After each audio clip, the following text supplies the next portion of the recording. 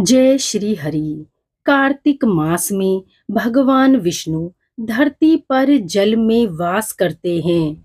इसीलिए इस महीने में ब्रह्म मुहूर्त में स्नान करने का विशेष महत्व है। कार्तिक मास में भगवान विष्णु और माता लक्ष्मी की विशेष कृपा प्राप्त करने के लिए कार्तिक मास महात्म्य कथा के हम सभी अध्यायों को एक एक करके प्रेम पूर्वक श्रवण करेंगे।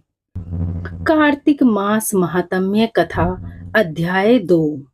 भगवान श्री कृष्ण आगे बोले, हे प्रिय, जब गुणवती को राक्षस द्वारा अपने पति एवं पिता के मारे जाने का समाचार मिला तो वह विलाप करने लगी। हाँ पिता, हाँ नाथ, मुझको त्याग कर तुम कहाँ चले गए? मैं अकेली स्त्री तुम्हारे बिना अब क्या करूं? अब मेरे भोजन वस्त्र आदि की व्यवस्था कौन करेगा? घर में प्रेम पूर्वक मेरा पालन पोषण कौन करेगा? मैं कुछ भी नहीं कर सकती। अब मुझ विधवा की रक्षा कौन करेगा? मैं कहाँ जाऊं? मेरे पास तो अब कोई ठिकाना भी नहीं रहा। इस प्रकार विलाप करते हुए गुणवती चक्कर खाकर धरती पर गिर पड़ी और बेहोश हो गई। बहुत देर बाद जब उसे होश आया तो वह पहले की ही भांति करुण विलाप करते हुए शोक सागर में डूब गई। कुछ समय के पश्चात जब वह संभली तो उसे ध्यान आया कि पिता और पति की मृत्यु के बाद मुझे उनकी क्रिया करनी चाहिए जिससे उनकी गति हो सके।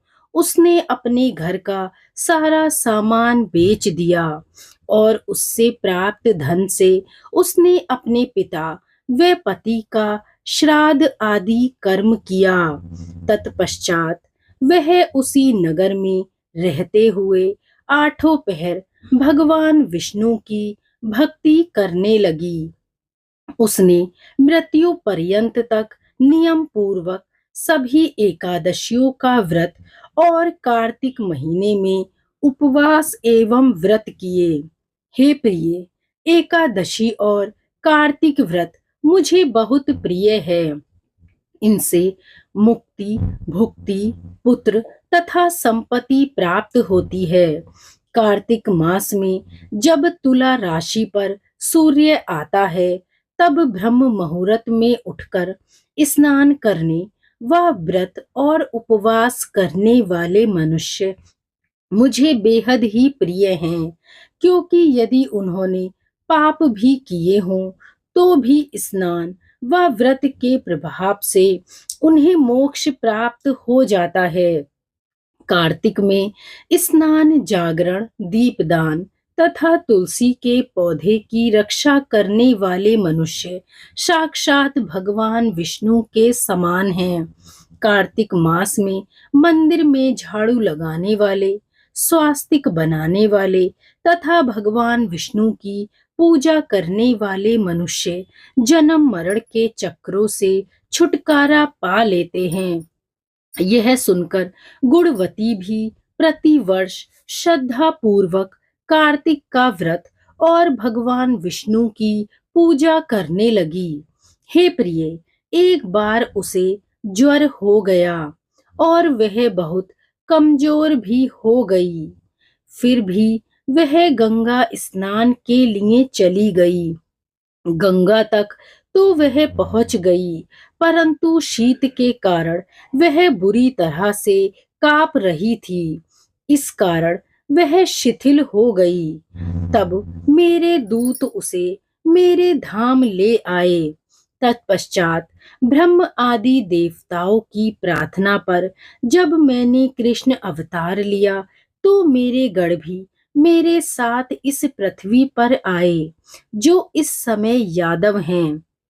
तुम्हारे पिता पूर्व जन्म में देव शर्मा थे तो इस समय सत्राजित हैं। पूर्व जन्म में चंद्र शर्मा जो तुम्हारा पति था वह डाकू है और हे देवी, तू ही वह गुणवती है। कार्तिक व्रत के प्रभाव के कारण तुम ही मेरी अर्धांगिनी हुई हो। पूर्व जन्म में तुमने मेरे मंदिर के द्वार पर तुलसी का पौधा लगाया था। इस समय वह तेरे महलों के आंगन में कल्प वृक्ष के रूप में विद्यमान है। उस समय में जो तुमने दीपदान किया था, उसी कारण तुम्हारी देह इतनी सुंदर है और तुम्हारे घर में साक्षात लक्ष्मी का वास है। चूंकि तुमने पूर्व जन्म में अपने सभी व्रतों का फल पति स्वरूप विष्णु को अर्पित किया था, उसी के प्रभाव से इस जन्म में तुम मेरी प्रिय पत्नी बनी हो। पूर्व जन्म में तुमने नियम पूर्वक जो कार्तिक मास का व्रत किया था, उसी के कारण मेरा और तुम्हारा कभी वियोग नहीं होगा। इस प्रकार कार्तिक मास में व्रत आदि करने वाले मनुष्य मुझे तुम्हारे समान प्रिय हैं। दूसरे जप तप यज्ञ दान आदि के प्राप्त फल कार्तिक मास में किए गए व्रत के फल से बहुत थोड़ा है।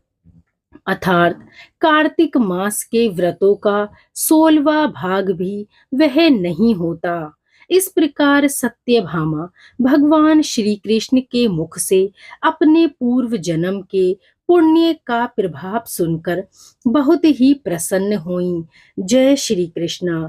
कार्तिक मास महात्म्य का दूसरा अध्याय पूर्ण हुआ। अब हम अध्याय 3 को अगली वीडियो में सुनेंगे।